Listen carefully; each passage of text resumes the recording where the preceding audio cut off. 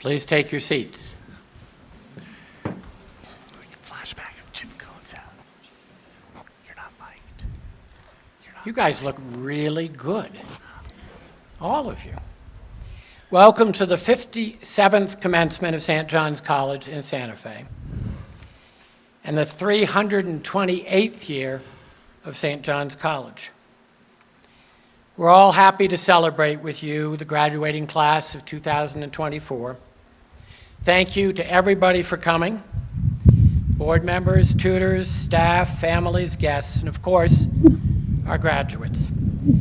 Let's give our graduating seniors and graduating students a hand of applause.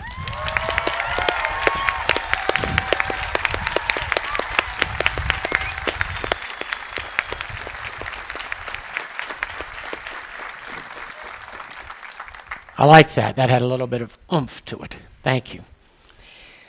For the first time, but not the last, and it will probably change, I'm reading what we call a land acknowledgement statement.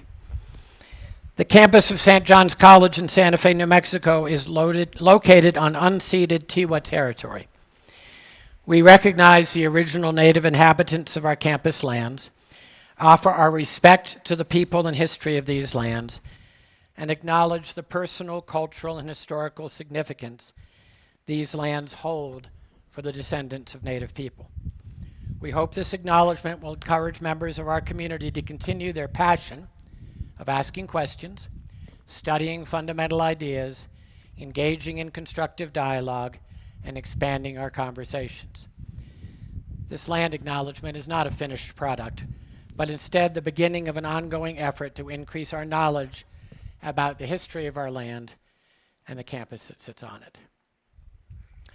We have some special guests joining this morning, even though I don't know exactly where they are.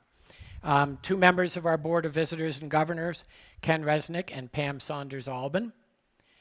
And we're also pleased to welcome Kira Howard, officio member of the Alumni Association Board. The Alumni Association of St. John's is one of the oldest alumni groups in the entire world, celebrating the 200th anniversary of its founding. Thank you to the Alumni Association for their support for this graduating ceremony. And Ms. Howard will be welcoming over here our new graduates to the Alumni Association as they step off the stage. Now we move to the presentation of awards and prizes. Dean Davis. Thank you, Mr. Roosevelt. Good morning, everyone. Students receiving prizes and awards, I invite you to come up and receive them when your names are called. We're going to begin with 2 awards for members of the senior class. To the members of the senior class who have written the best senior essays, the Richard D. Weigel Prize. We have 2 first prizes and an honorable mention. For her essay, The Feminine, Other, and Ethical Subjectivity in Totality and Infinity, Iris Thornton Gonzalez.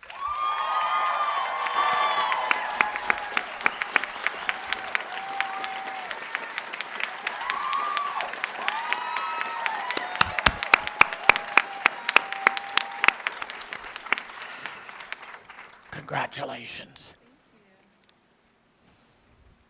For his essay, Tristan's Transfiguration, Music and Yearning in Wagner's Tristan und Isolde, Mark Andrew Wisman.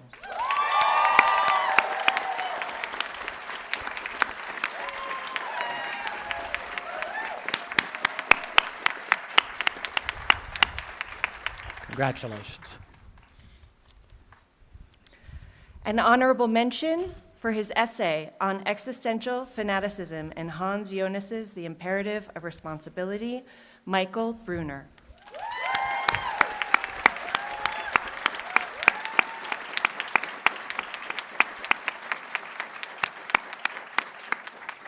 All right, Michael, let's turn and have our picture taken here. I forgot about that with the others. Sorry. And now for the Faculty Award to seniors who have shown the highest degree of sustained academic excellence over their St. John's career. This year, the award goes to 4 recipients: Antonia Bonaire.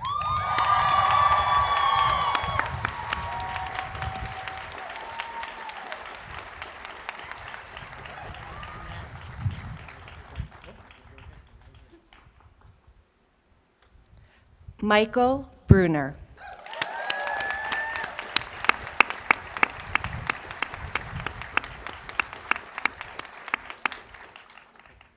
Only one picture per customer. Barbara Lepola.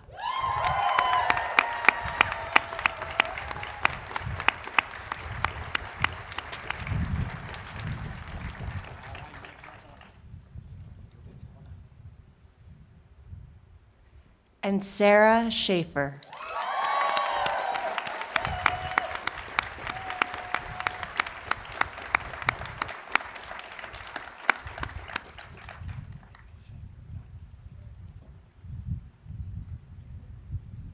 Next, we have a series of academic prizes for work submitted to classes and recommended by tutors to the prize committee, and for original work. For the best freshman annual essay, for the essay To Comprehend the Sphere Itself, Divine Introspection in Plato's Timaeus, Nico Rasmussen, unable to attend.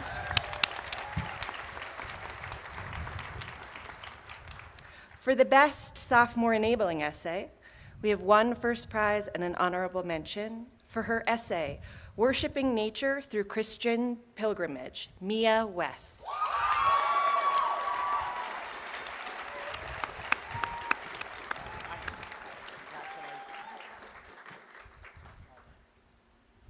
An honorable mention for his essay, Elihu's Speech Illumines Maimonides' Opinion on Providence, Benjamin Johnson.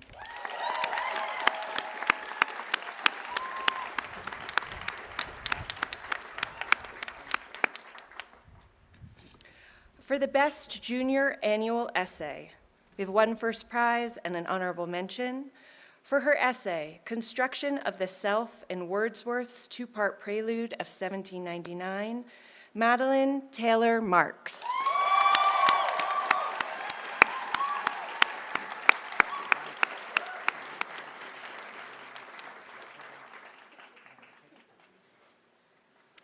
An honorable mention for her essay, Incomparably Greater, Man and World in Leibniz's A New System of Nature, Sayum Dalal, unable to attend.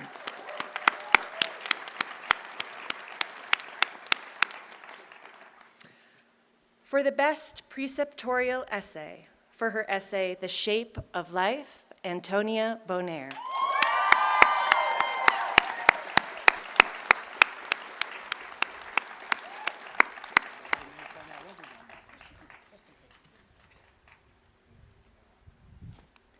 An honorable mention for his essay, Why Did Achilles Stop Being So Angry? Bruno Kirschner.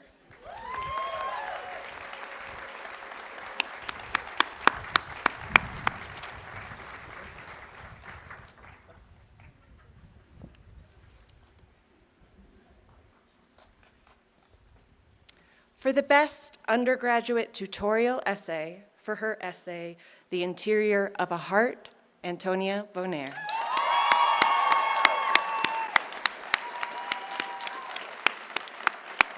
Let's try it again.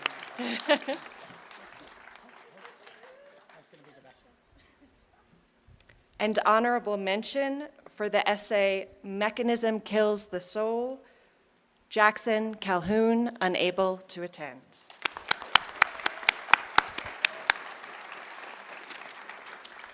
For the best solution to the set freshman-sophomore level mathematical problem, Nico Rasmussen, unable to attend.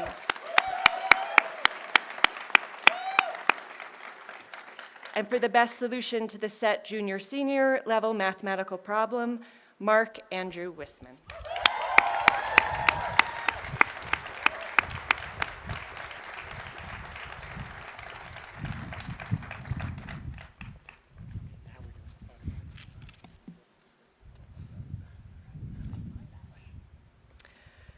For the best original music compositions, we have 2 first prizes and an honorable mention. For her piece, Piano Suite, Clara Johnson, unable to attend.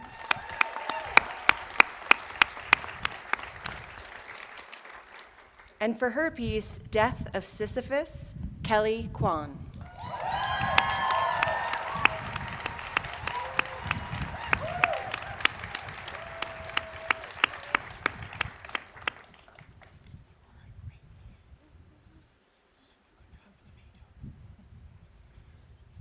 Honorable mention for the piece Rain on Monte Sol, William Crombie.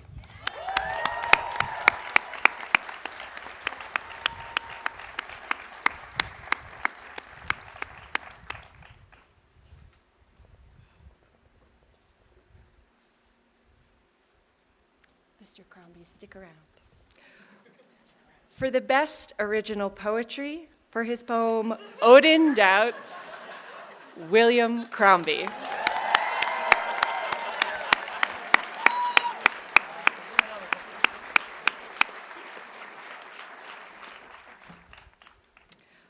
For the best Greek translations, the William A. Darkey Translation Prize goes to 1 first prize and 2 honorable mentions. Madeline Finnegan, unable to attend. Oh, she's here, sorry. Special guest. I'm sorry, Madeline. For honorable mention, Eleanor Angeli Neff.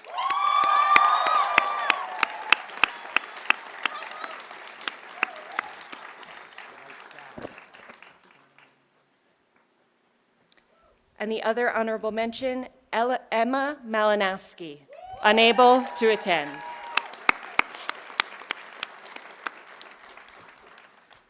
For the best French translation, the William A. Darkey Translation Prize goes to Nico Rasmussen, unable to attend. Almost there. Now, we have 3 special scholarship awards for continuing students and a series of awards for leadership and service. To a student from the freshman, sophomore, or junior class in recognition of originality of thought, the Philip LeCure Endowed Scholarship goes to Antonio Fox.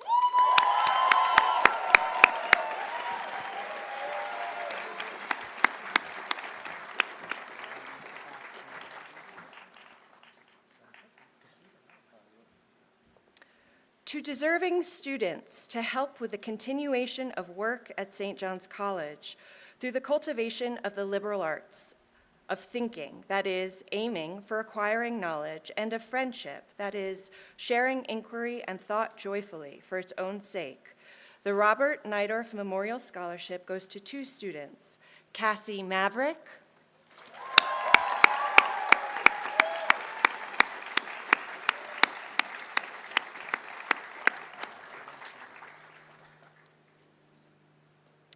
and So-Yin Shin, unable to attend.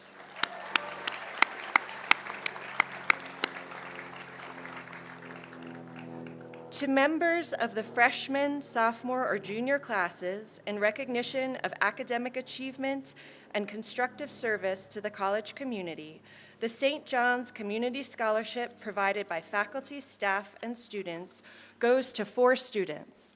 Bursa DeBebe, unable to attend. Elliot Burchett.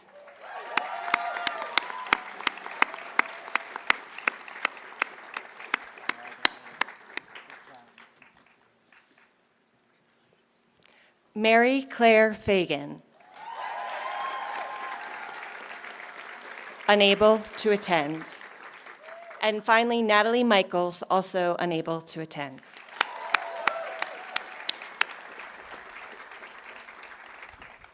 To the member of the senior class for excellence in public speaking, the Senator Millard E. Tidings Memorial Prize goes to Lila Dean.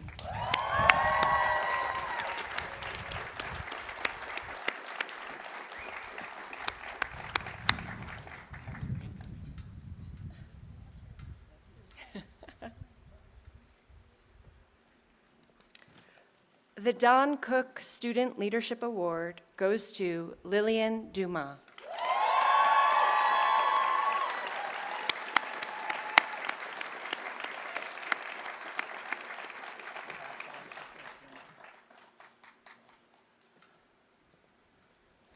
To members of the senior class who have excelled in service to the college, the Dean's Award for College Service goes to 3 seniors. Elena Hawkeiser.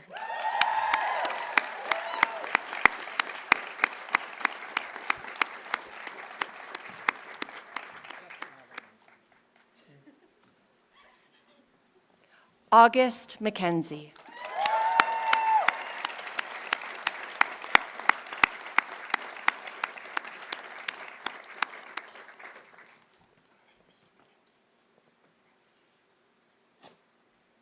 And Diego Salinas.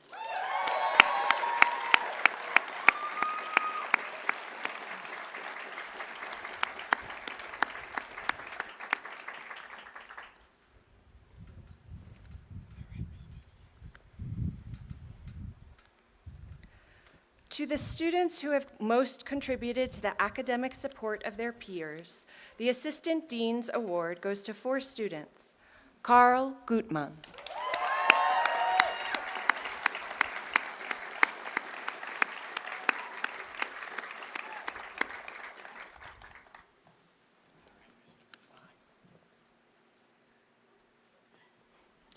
Avery Lynn.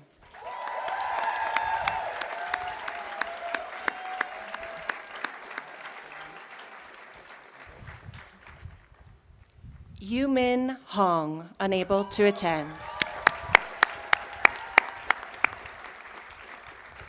And Indira Madison Gladstone.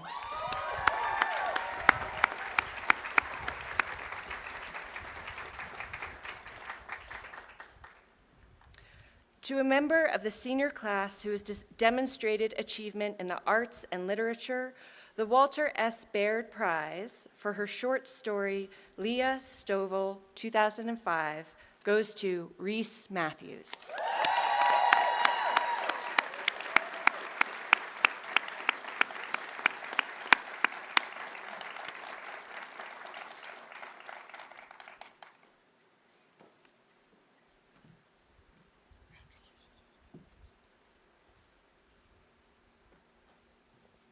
We will conclude with 4 awards, 2 from the student engagement offices and 2 from the student activities organization. To the senior who, by her consistent modeling of exemplary leadership, spirit, and integrity, has made an outstanding contribution to the St. John's community, an award offered by the Office of Residential Life. The award goes to Tamlin Mitchell.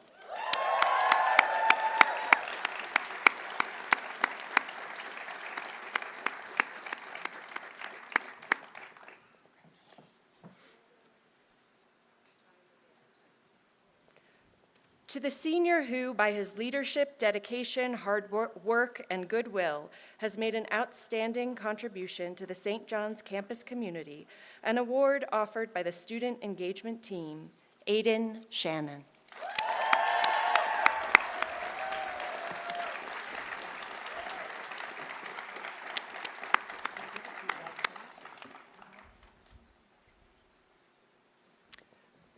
To the senior who, by her leadership, enthusiasm, and devotion to the development of the St. John's community, has made an outstanding contribution to the St. John's College Intramural Program, an award offered by the Student Activities Organization, goes to Dina Moss.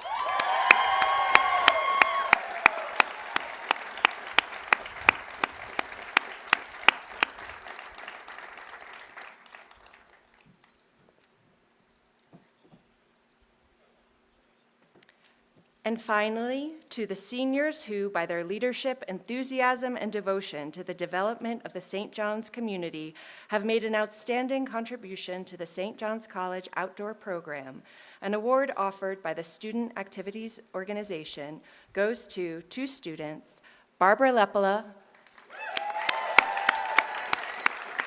and Andrew Wisman.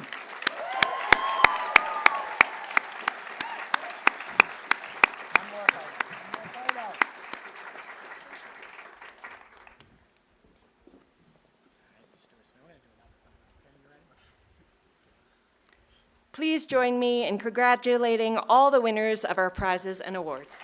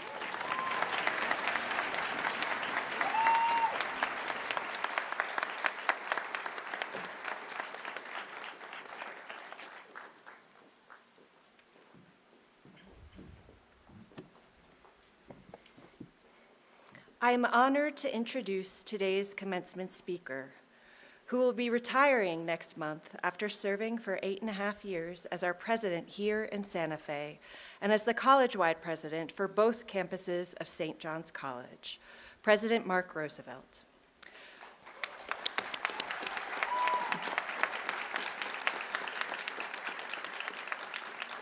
President Roosevelt has a long history in education and politics. He began in politics as a member of the Massachusetts legislature, where he championed educational reform and civil rights, and he was the Democratic nominee for governor in 1994. After leaving politics, Mark turned his focus to America's struggling schools.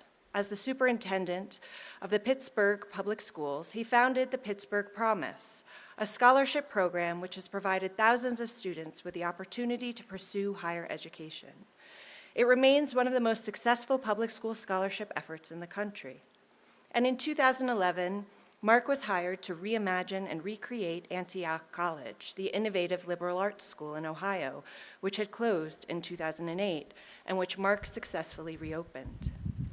During his tenure at St. John's College, President Roosevelt has contributed significantly to the vitality of the school. He envisioned and led the Freeing Minds campaign, which raised $325 million for the college. Mark's work has always focused on trying to ensure that all students, regardless of background or circumstance, feel welcome and supported during their time at St. John's. He lowered tuition by 1/3 and successfully fundraised for initiatives aimed at providing more supports to students, helping to create the Pritzker Bridge program and greatly enhancing our career services. In his final years as president, Mark's focus on fundraising for Santa Fe has also resulted in a solar-powered campus, electric vehicle charging stations, and the transformation of the Pritzker Student Center, which, as you may have noticed, has just begun. This year, as a parting gift to the college, Mark collaborated with the Board of Visitors and Governors to secure substantial funds for increasing tutor salaries on both campuses. We extend our heartfelt gratitude to him for these and numerous other impactful initiatives he is responsible for. These are some of the ways in which he has changed the college, but as he will admit, the college has changed him too. In the board meeting plenary session, in October, Mark addressed the board with the following words. He said, quote, "My 8 years at St. John's has taught me a great deal, and I want to make sure that I pass on the most important things that I have learned. Simply put, the college needs to stay contrarian. Resist trends, resist the conventional, don't conform. Let St. John's be St. John's, a college like no other college. Who we are is incredibly wonderful. It is by no means perfect, and we will always have work to do. But it is incredibly wonderful because we are not afraid to be incredibly different. And if we are going to prosper in the years ahead, we need to embrace that difference and embrace it fully. Thank you, Mark, for being a leader like no other. Please join me in welcoming Mark Roosevelt."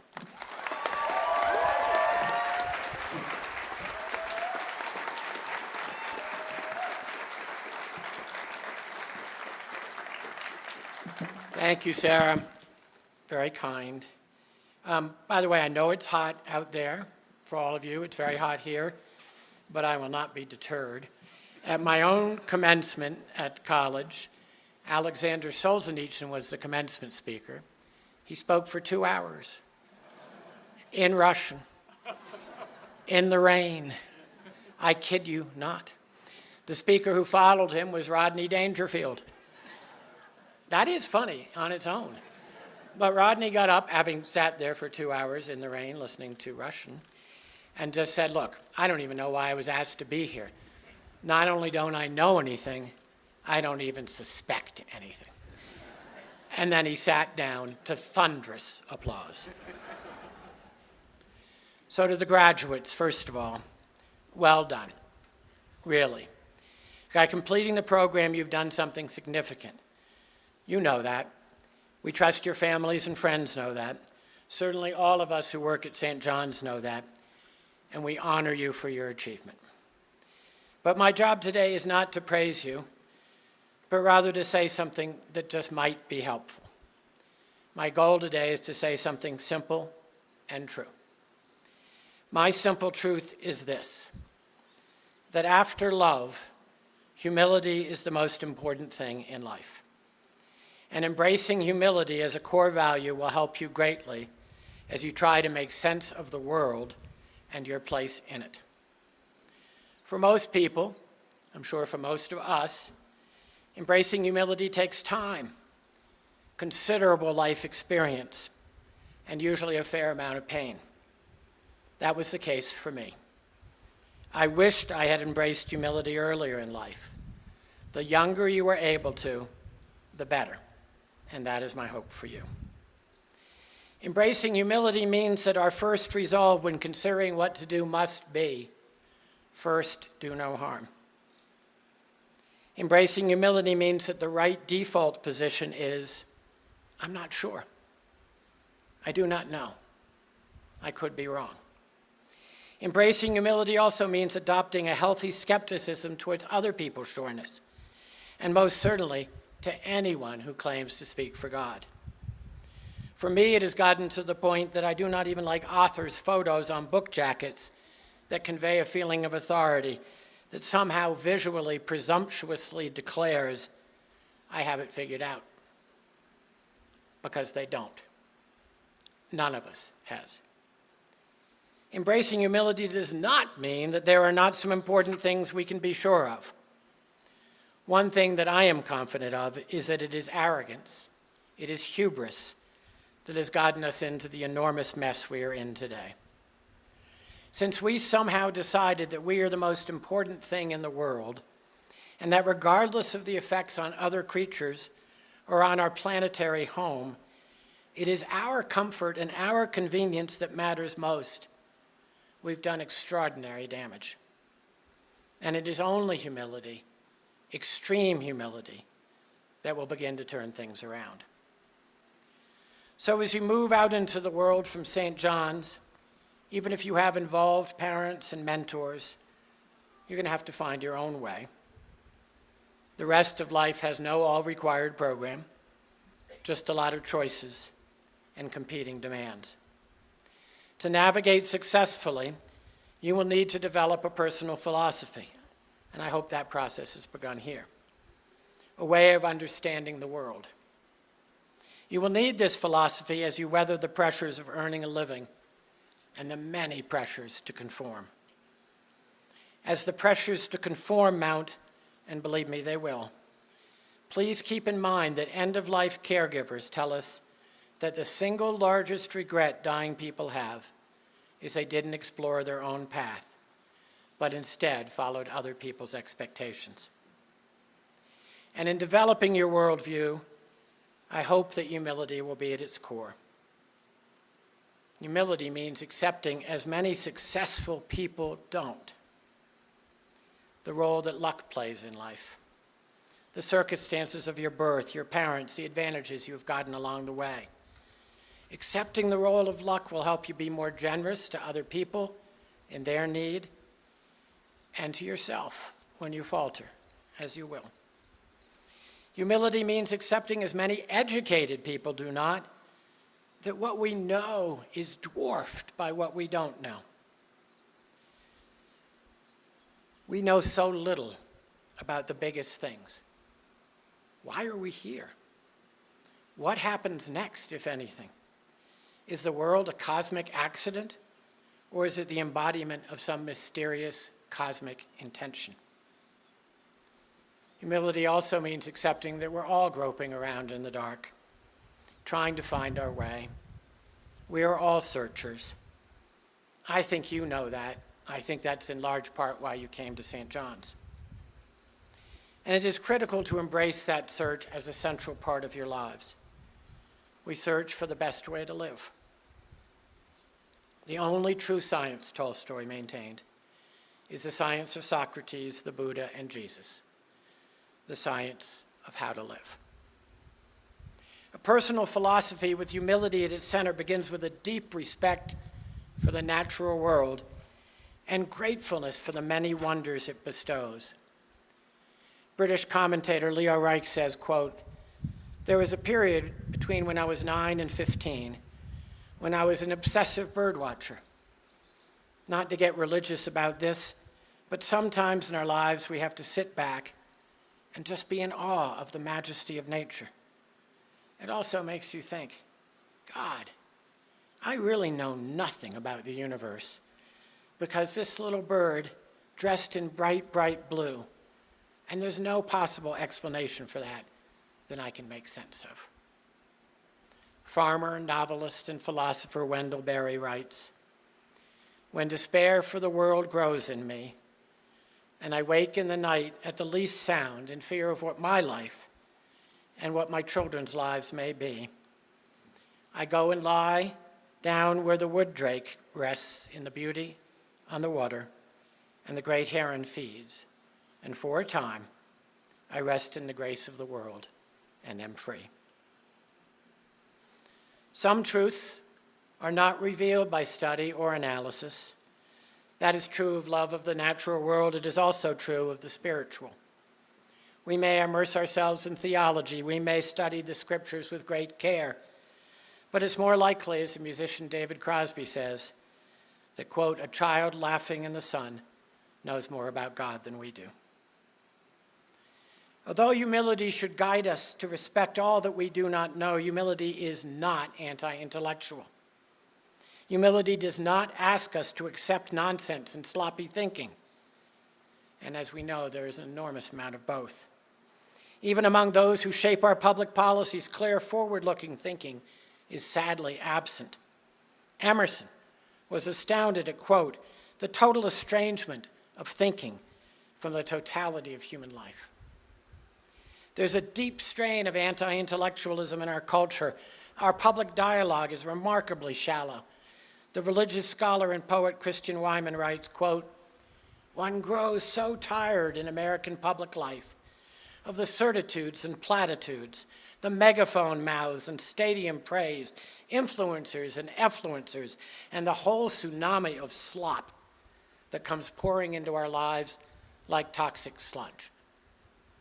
That's a harsh quote, but I kind of agree with it. Humility also does not ask us to stay on the sidelines. It's essential to believe in things that matter and to take a stand when taking a stand is called for. The world can be a devastating place. Injustice is everywhere.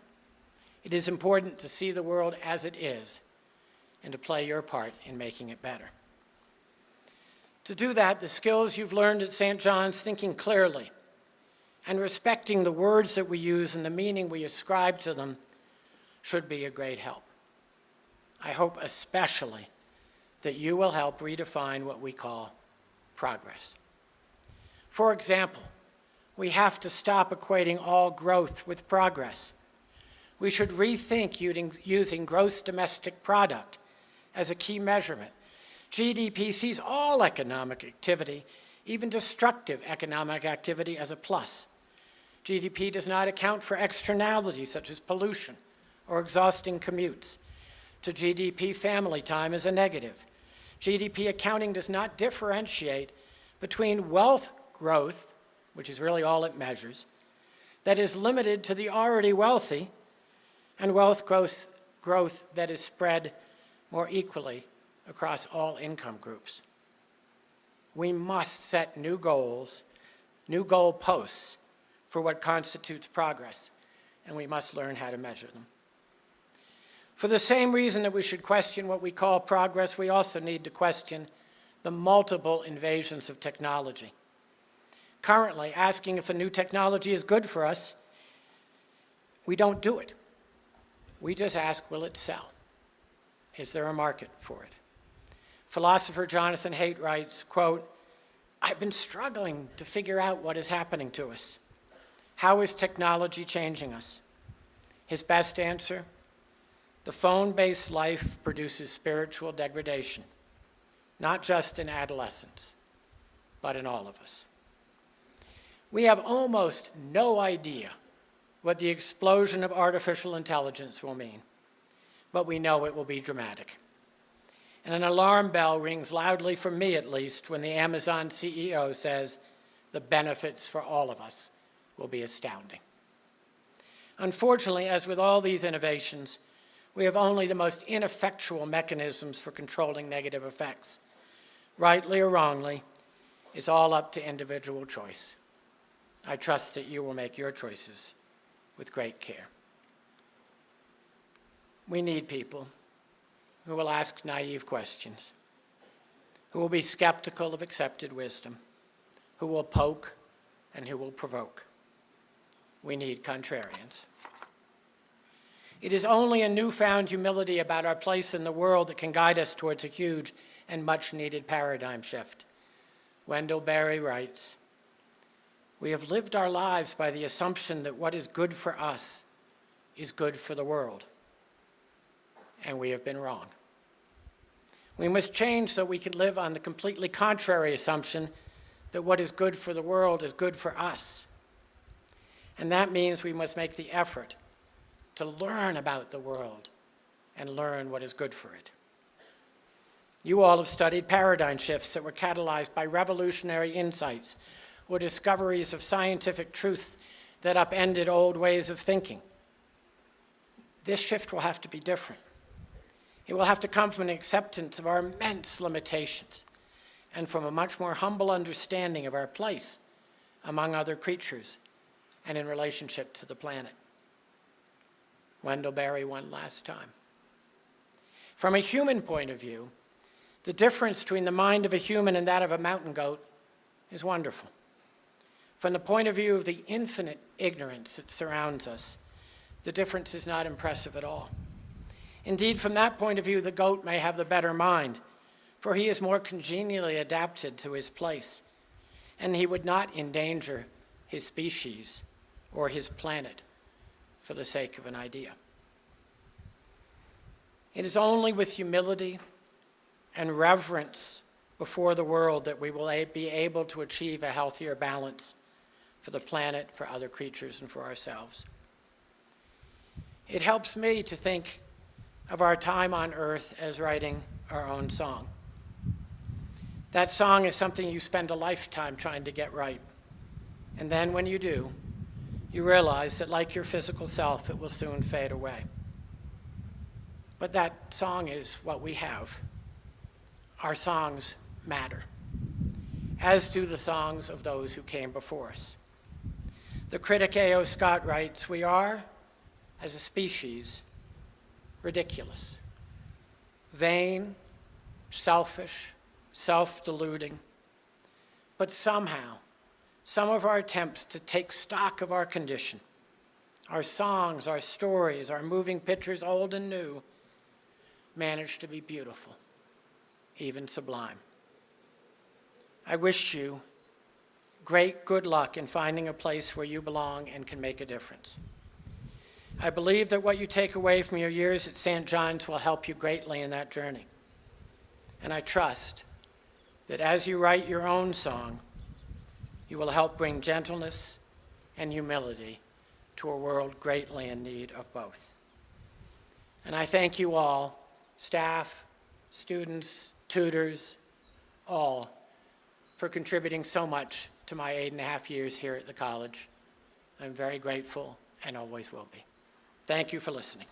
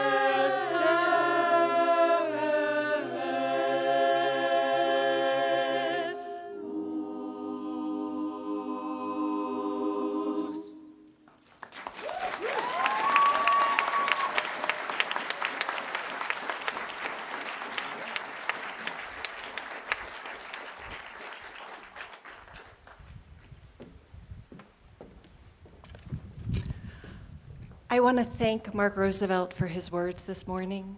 There will be printed copies of his speech available at the reception for you to take with you.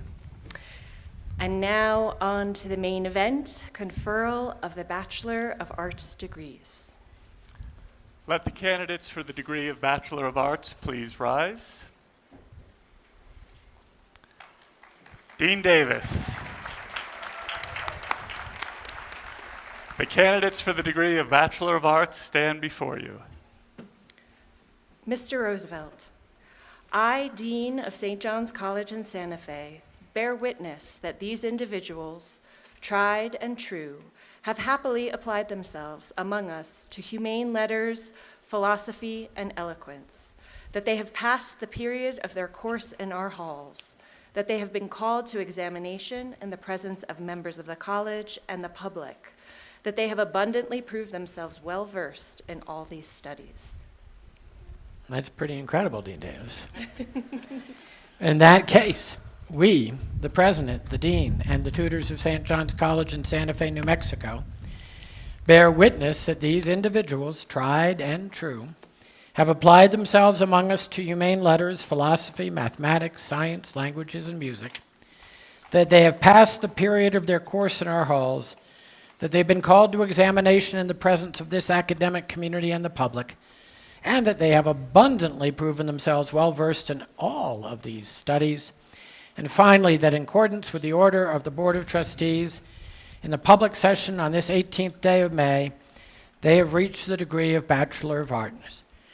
In witness of this, we have on this aforesaid day and year subscribed our names to these letters, which have been confirmed by the Great Seal of the College.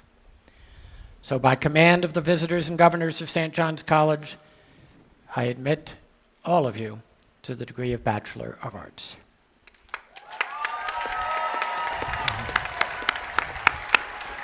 It's okay.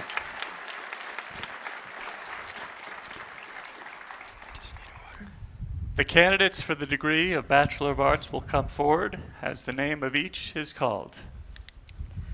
Graciela N. Alvarez Lehman, San Diego, California.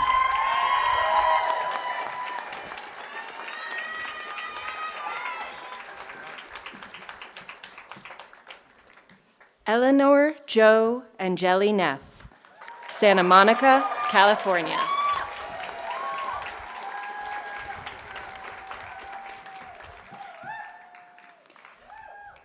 Alexandra Claire Avina, Santa Margarita, California.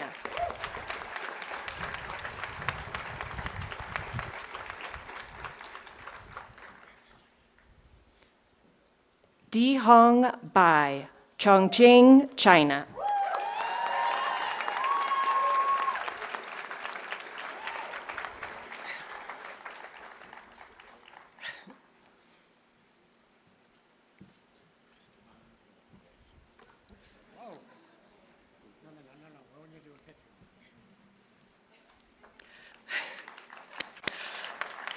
Olivia Ann Bays, Houston, Texas.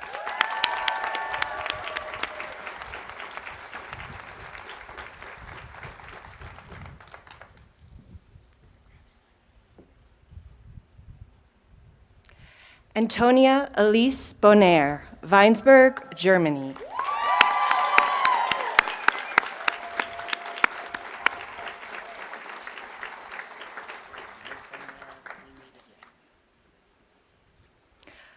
Emil Borg, Los Altos, California.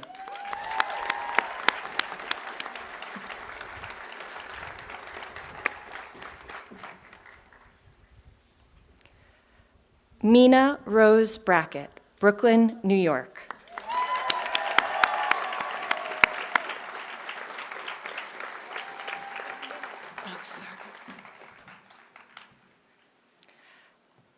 Calvin Alexander Bright, Sellersburg, Indiana.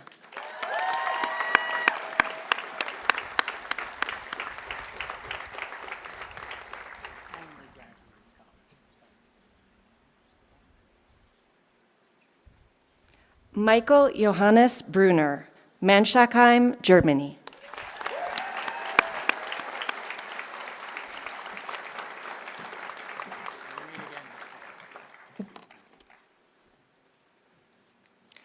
Christopher John Campbell, Tucson, Arizona.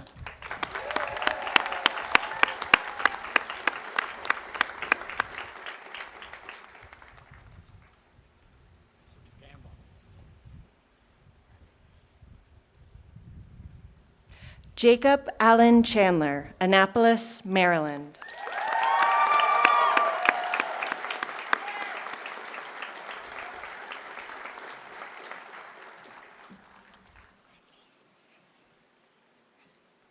Kiva Red Bear Chavez, Santa Fe, New Mexico.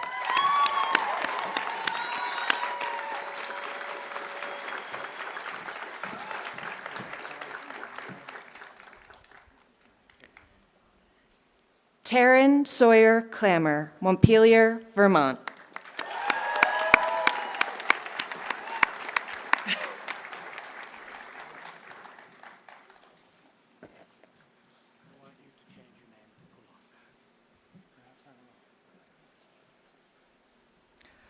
William Kurt Stockert Crombie, Coos Bay, Oregon.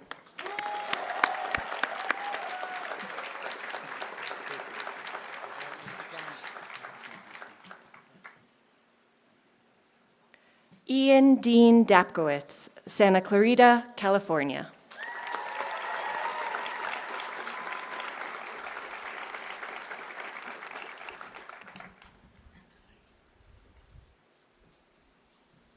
Lila Grace Dean, Lakewood, Ohio.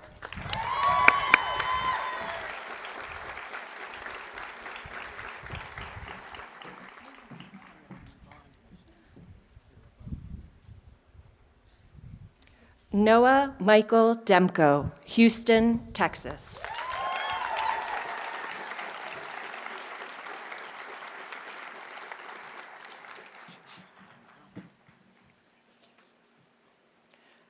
Lillian Leah Dumas, Helper, Utah.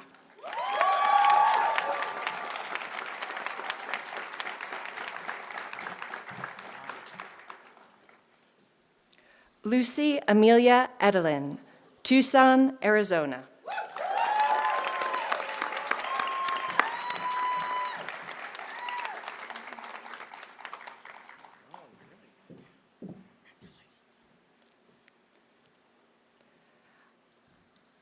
Alexis Christine Finch, Denton, Texas.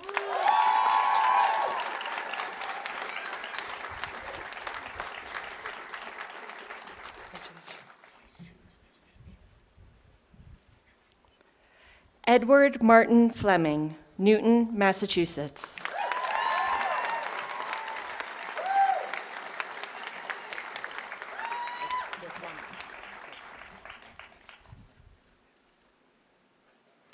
Karl Gutmann, Freiburg, Germany.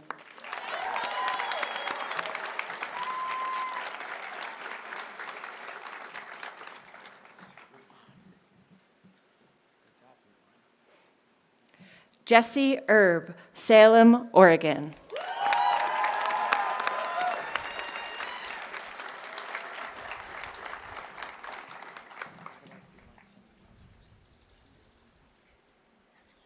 Diana Hidalgo, Oakley, California.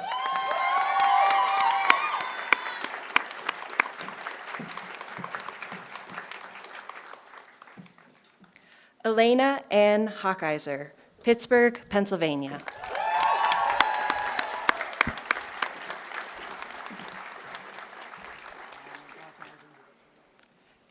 Maeve Hurley, Austin, Texas.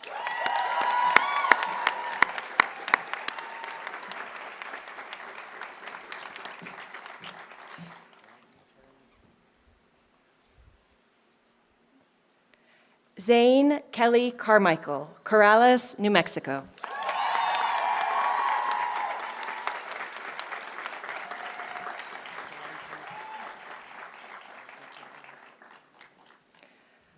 Michael Grace Cannell, Kara, Togo.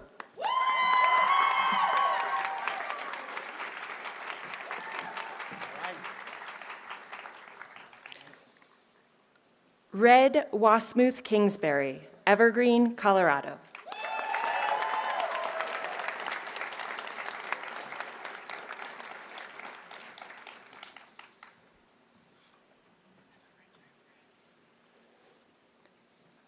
Ryan Andrew Cole, Warrensburg, Missouri.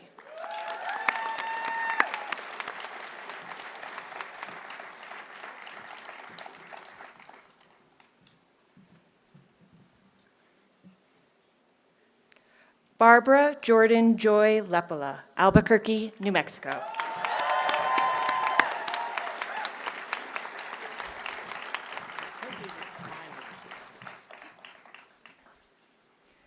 Reese Margaret Matthews, Columbus, Ohio.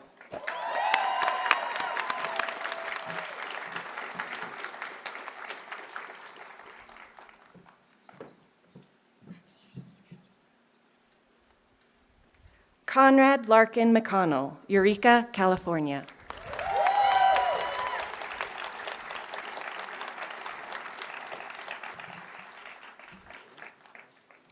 August Michael Adelhead McKinsey, Santa Fe, New Mexico.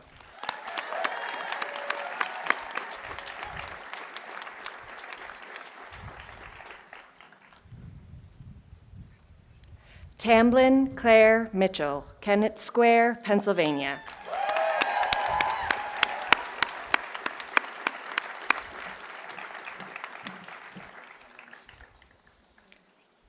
Dina Elaine Moss, Portland, Oregon.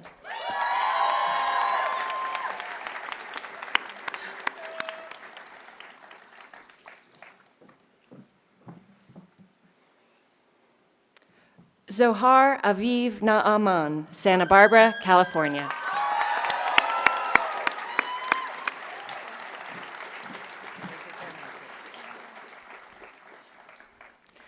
Nia Duc Nguyen, Hanoi, Vietnam, unable to attend.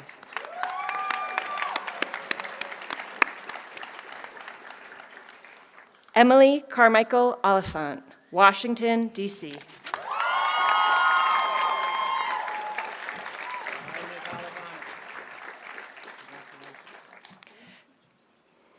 Amon Miguel Paidea, Albuquerque, New Mexico.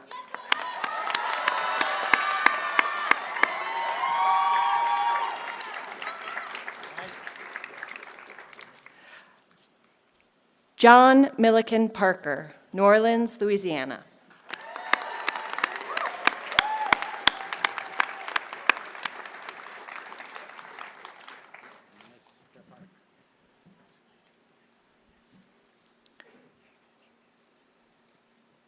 Jonathan Zachary Pavao, Cedar Park, Texas.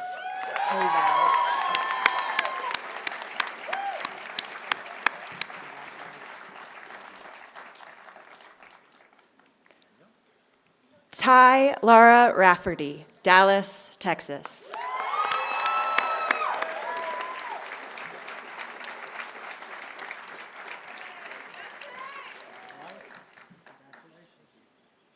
Elise Janelle Rockwell, Crystal Lake, Illinois.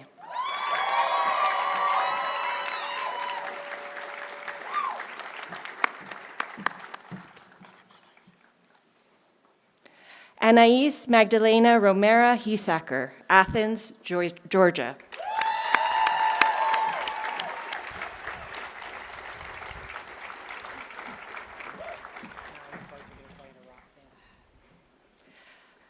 Samuel Lucien Roy, Austin, Texas.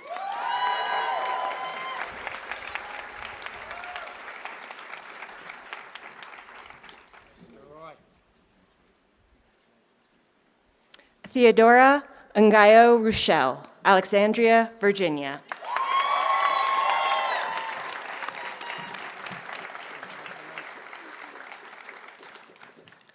Kushi Salgia, Sacramento, California.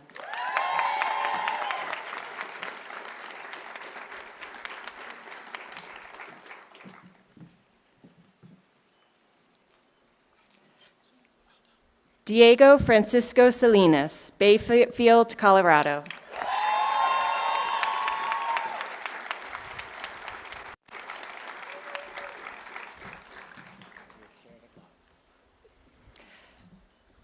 Enzo L. Scarpula, Woodacre, California.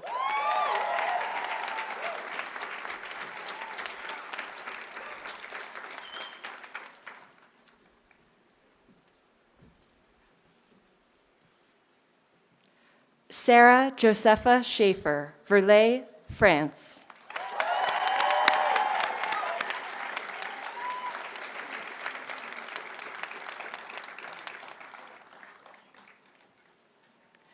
Aiden Carl Shannon, Shaw Island, Washington.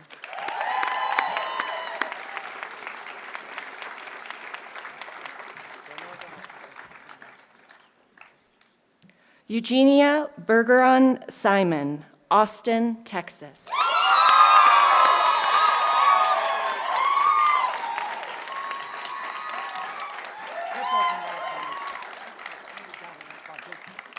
Catriona Elizabeth Sixby, Hampton, Virginia.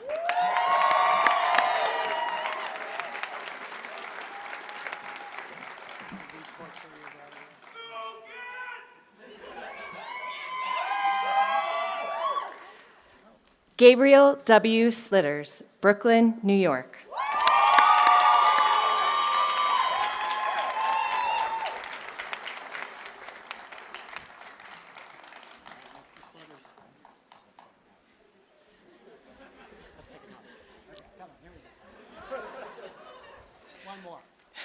Don't push it. Peter James Sloan, Ashland, Oregon.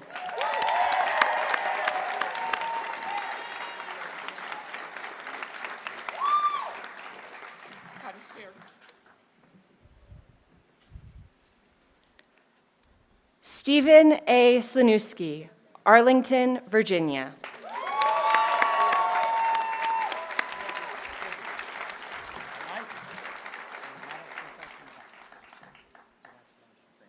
Luke Alexander Spencer, Coppell, Texas.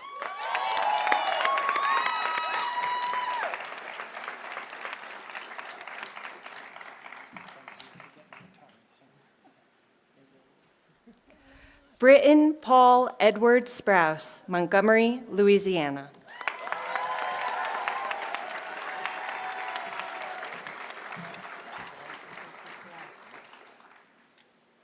Amelia Quinn Stock Cummings, Santa Rosa, California.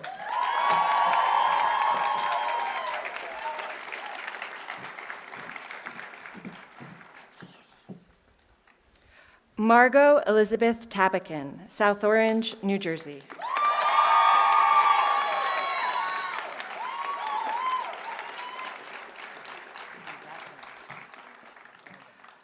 Joanna Patricia Thornhill, Chatsworth, California.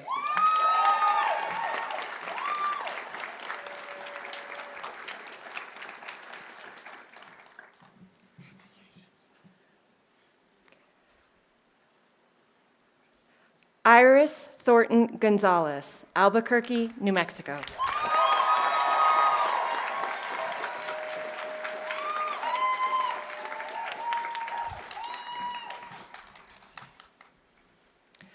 V. Van Vo, Van Thao, Vietnam.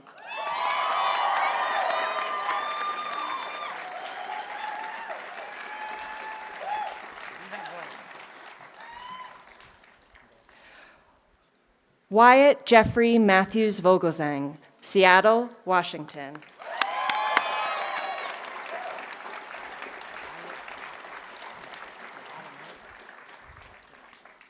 William Kip Wharton, Atlanta, Georgia.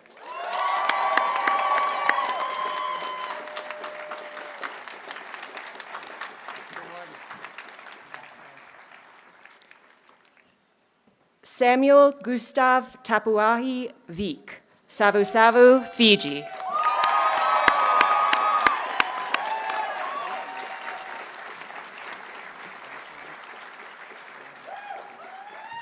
Aiden Thomas Williams, Half Moon Bay, California.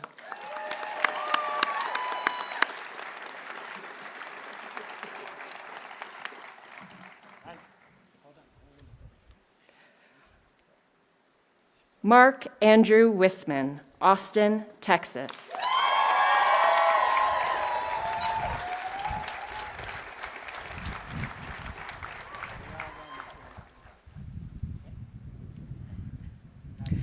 And Hunter Michael Wright, Crested Butte, Colorado.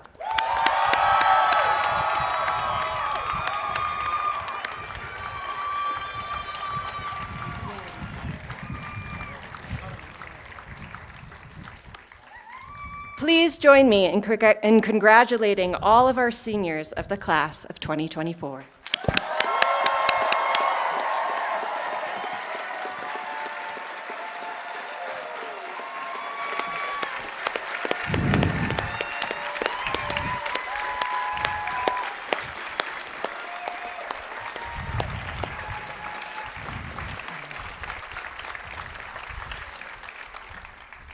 Let the candidates for the degree of Master of Arts in Eastern Classics and Master of Arts in Liberal Arts please rise. You can say that. Associate Dean Walpin, the candidates for the degree of Master of Arts stand before you. Mr. Roosevelt, I, the Associate Dean for Graduate Programs in Liberal Education of St. John's College in Santa Fe, bear witness that these individuals have applied themselves among us to the programs of study in the Graduate Institute, and that they have successfully completed either the program in Liberal Arts or the program in Eastern Classics. Mr. Walpin, are you sure? Yeah, I checked it over. You did. Okay. In that case, Mr. Walpin, we, the president, the dean, and the tutors of St. John's College, bear witness that these individuals have indeed applied themselves among us to the program of studies in the Graduate Institute, that they have successfully completed the program in Liberal Arts or Eastern Classics, and finally, that in this public session on the 18th day of May, have reached the degree of Master of Arts. In witness of this, we have on this aforesaid day and year subscribed our name to these letters, which have been confirmed by the Great Seal of the College. So, by command of the Board of Visitors and Governors of St. John's College, I admit you all to the degree of Master of Arts.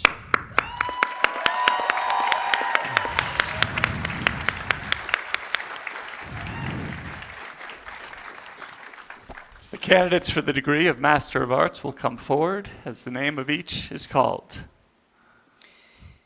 First, the students that are graduating with the Eastern Classics degree: Nikolai Francisc Federspiel Otela, Gross Valley, California.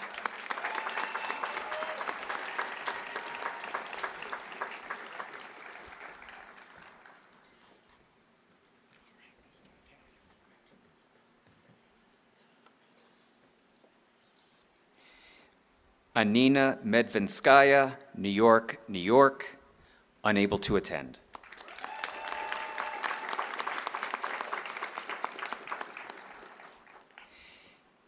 David Dwayne Metzger, Norfolk, Virginia, unable to attend.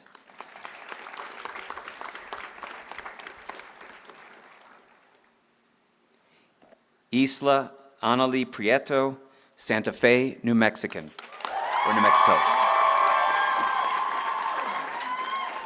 I don't.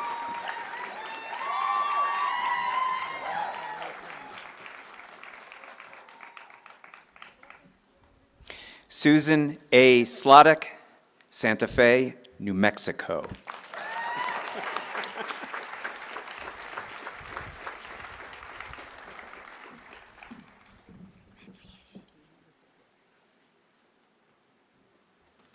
And the following people are graduating in the Master of Arts in Liberal Arts: James Michael Bessaw, Redmond, Washington, unable to attend.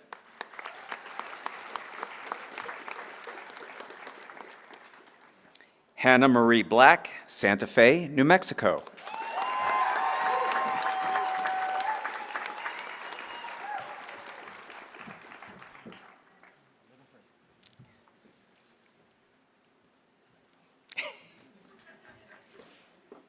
Anna Faith Kane, Tucson, Arizona, unable to attend.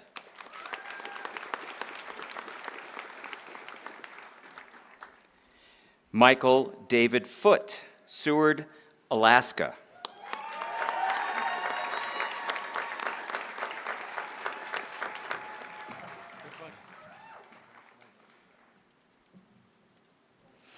Jason Gerald Gritman, Santa Fe, New Mexico.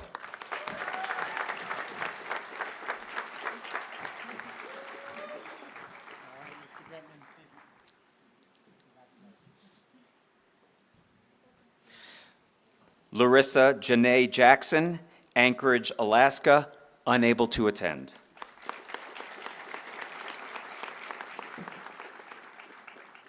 Soo-jung Kwon, Seoul, South Korea.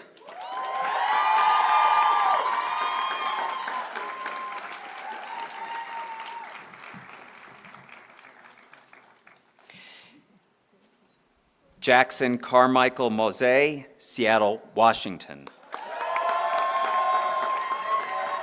He was a winner in softball. Is that true? He was a winner. You were a winner. Congratulations, Emily Jane Neifert, Carlsbad, California.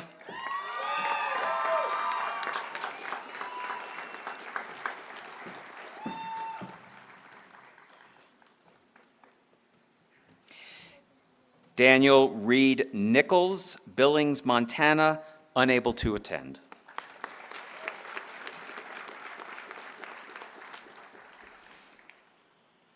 Joaquim Piraden, Santa Fe, New Mexico.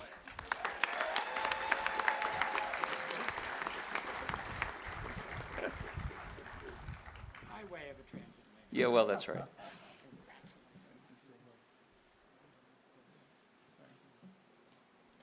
Matthew David Smith, Albuquerque, New Mexico.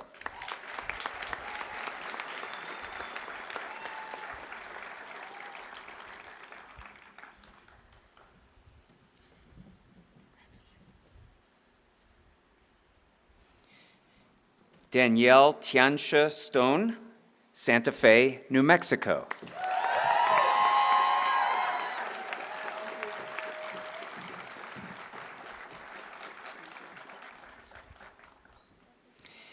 Daniel Van Orden, Prairie du Chien, Wisconsin, unable to attend.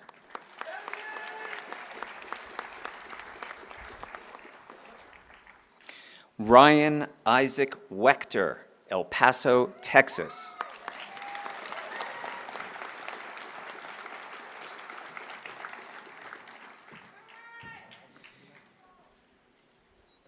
And last but not least, Sophia Rochelle Yampolsky, Chimayo, New Mexico.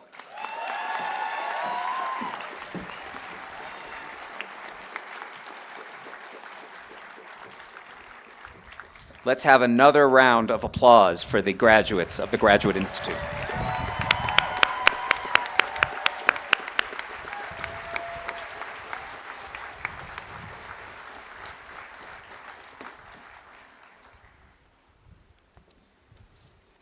And now for the second part of my speech. That's a joke. That was a joke, just a joke. I only have one more joke, and this will probably be the last joke that I ever say in public. So I'm urging all kinds of laughter in response. And now I just want to say to you, as St. John's graduates, many people will go to you and they will say, that's who you know in life that counts. But as Johnnies, you know better than that. It's whom you know in life that counts.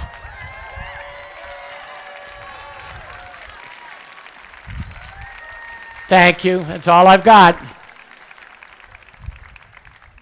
So now, graduates, you may toss your caps if you wish.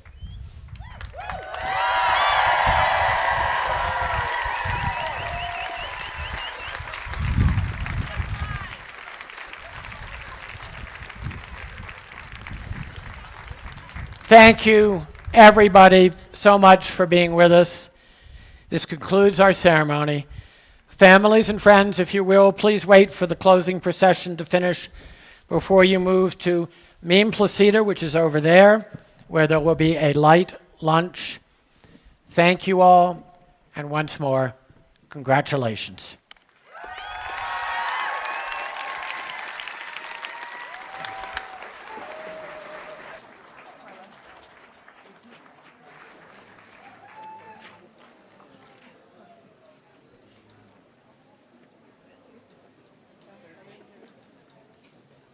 No, we're supposed to be shoulders. And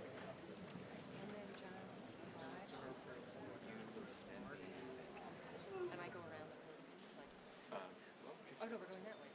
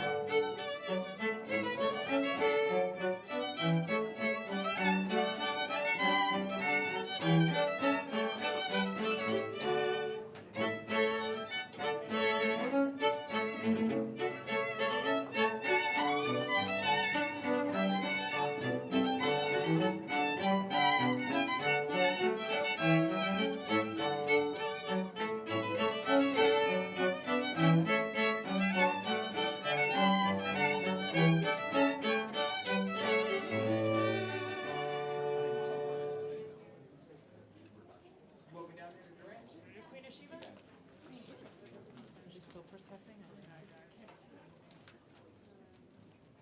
That was towards the beginning. Yeah, right before the rondo.